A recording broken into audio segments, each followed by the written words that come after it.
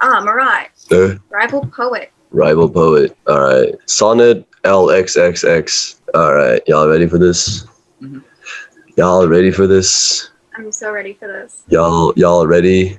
Never been more prepared. Y'all ready while I look this up? Okay. Okay. All right, ready? Wait. So this is in the rival poet section of the story. So Shakespeare and the fair youth have been going on pretty well from the beginning of the story till now. They've been talking about please have children. They've been talking about I will write you into my poem. Now we've gotten to the point where a third character enters the story. And this is the rival poet. It appears that another poet, like Shakespeare, is vying for the attention of the young man. And Shakespeare is reacting to that. Not only that, but the other poet is better than Shakespeare. Oh, like better at courting? Better at friending? At poetry. Oh, at poetry! Ooh, I like that. Dude, if there's anything that gets a fan going, it's poetry, bro. I court all my friends. Do I send it? Yeah, you are. Okay, cool. Oh, how I faint when I of you do right, knowing a better spirit doth use your name, and in the praise thereof spends all his might, to make me tongue-tied, speaking of your fame. But since your worth wide as the ocean is, the humble as the proudest sail doth bear, my saucy bark inferior far to his on your broad main doth wilfully appear. Your shallowest help will hold me up afloat, whilst he upon your soundless deep doth ride, or being wrecked, I am a worthless boat, he of a tall building and of goodly pride. Then if he thrive and I be cast away, the worst was his, my love was my decay. I'm a boat. Yes, he is a boat in this one. He's a boat in this time. Shakespeare, the boat episode. Oh, how I faint when I of you do right, Boaty Bill. knowing that a better spirit doth use your name. So it's hard for me to write about you when I know that someone else is doing it better at the same time. In praise thereof, in praise of you, spends all his might to make me tongue-tied, speaking of your fame. So I can't write anymore about you. Like, just can't. He makes me nervous. I'm intimidated. But since your worth is as wide as the ocean, the humble as the proudest sail doth bear, my saucy bark, inferior far to his. So a bark is a type of boat that I know only because of my student that I tutor, writing a pirate book, and they are on a bark. Noah's Bark. Bark is like a pirate boat, pirate ship, but like kind of a smallish one, like a medium small pirate ship. Yeah. Right. So picture that. So he's on a saucy bar. There's double meaning there for like bark, like voice speaking, but it's obviously not a very graceful way of speaking to bark at someone. So it's like compared to the other poet, he sounds like he's barking his words, whereas the other one is singing them. I think his words are still saucy though. Yeah, saucy's like sassy. Inferior far to his. On your broad main doth willfully appear. Your shallowest help will hold me up afloat, while he upon your soundless deep doth ride. So you're the ocean. You can hold us both afloat. Or, being wrecked, I am a worthless boat, he of tall building and of goodly pride. And if he thrive, and I be cast away, the worst was this, my love was my decay. The reason he will have crashed and gotten hurt is because he loves this young man. His love is the reason why he got hurt. It's not the young man's fault. Was he proposing a threesome?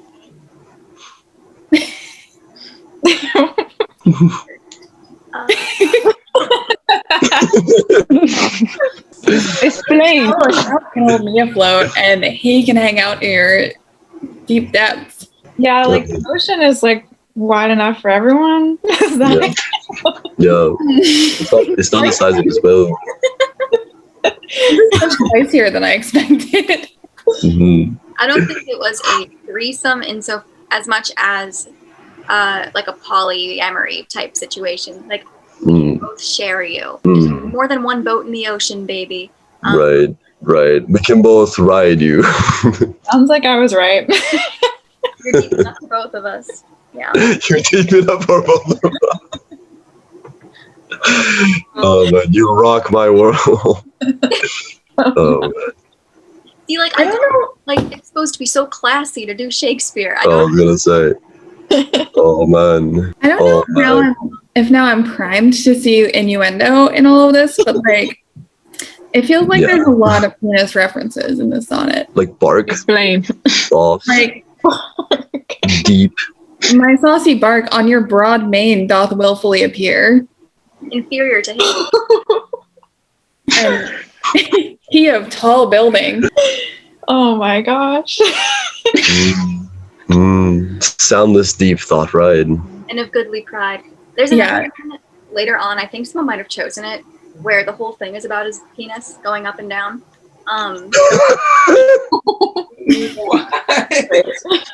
Yeah.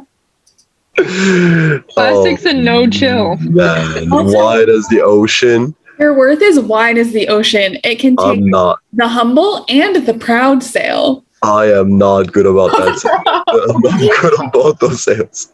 Is he saying tribal poet's got a bigger dick than he does? I believe so. Oh my god. Wide as the ocean, as he says. Yes. Shakespeare is very dirty, basically. Like, if you think that there's an innuendo, there probably are 3 more on the page you missed. Gross. Oh. This poem's gross. It's gross. I'm not gonna say it. Ooh. Bark is found on trees. Dude, he was barking up the wrong tree, I'll tell you that much. Big logs. That is my contribution. Bark is on trees. What does I'm kind of confused on the last part. The worst was this, my love was my decay. He's like, you know what sucks the most is that if he gets you, then it's my own damn fault because I loved you and I made that choice. I see. It's almost like he can't. I see. Is he saying that his love, like, is making him less attractive? Like, maybe if he played hard to get, then he wouldn't have decayed. I think it's more like, I can't really blame you for picking this guy over me. Like, so if I get hurt, it's not your fault, it's mine. But it's massive bark. Like, how could I even pride myself to compete with this beautiful boat? With its big mast. Lord. Oh man. Oh man, this anchorless force of nature.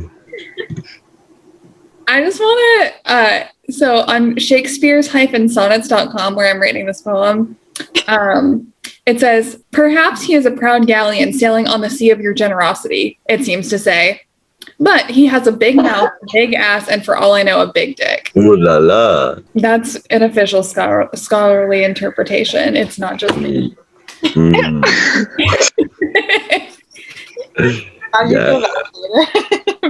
Guys, I think we're getting demonetized.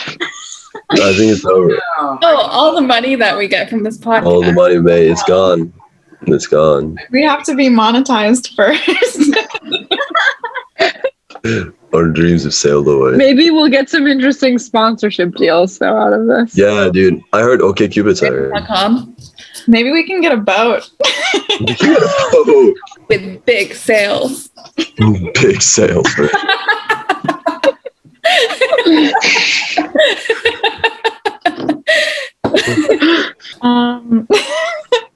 Is there any chance this is talking about Christopher Marlowe?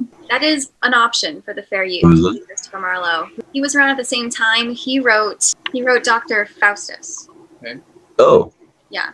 So anyway, he wrote The Face That Launched 1,000 Ships about Helen of Troy in Dr. Faustus. Oh.